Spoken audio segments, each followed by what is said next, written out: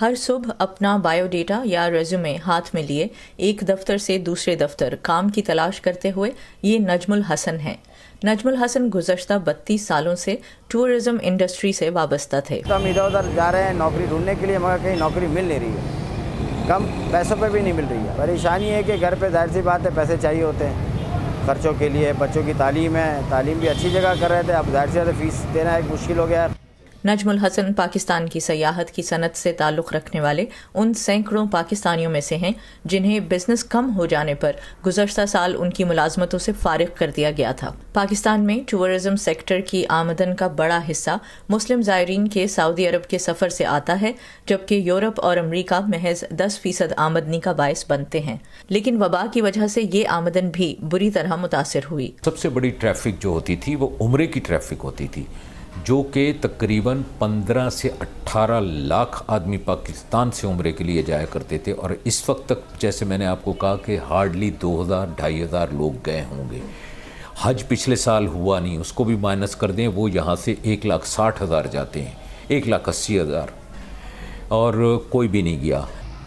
World travel and tourism council کے مطابق پاکستان میں سیاحت کی صنعت نے 2019 میں پاکستان کے جی ڈی پی میں 5.9% اضافہ کیا تھا، جس سے ملک میں 39 لاکھ ملازمتیں پیدا ہوئی تھیں۔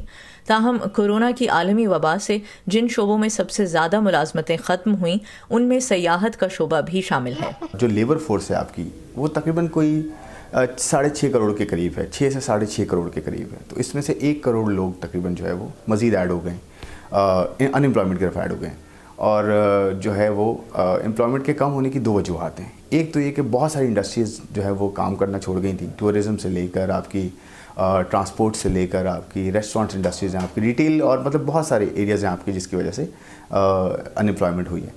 اس سال بھی وبا کی وجہ سے دنیا کے کئی حصوں میں لوگوں نے موسم بہار کے لیے اپنی معمول کی تفریحی سرگرمیوں کو معطل یا محدود کر دیا ہے۔ وائرس کی نئی اقسام کا سامنے آنا اور پاکستان سمیت کئی ممالک میں کورونا کے کیسز کی تعداد میں اضافہ اس کی وجوہ میں سے ایک ہے۔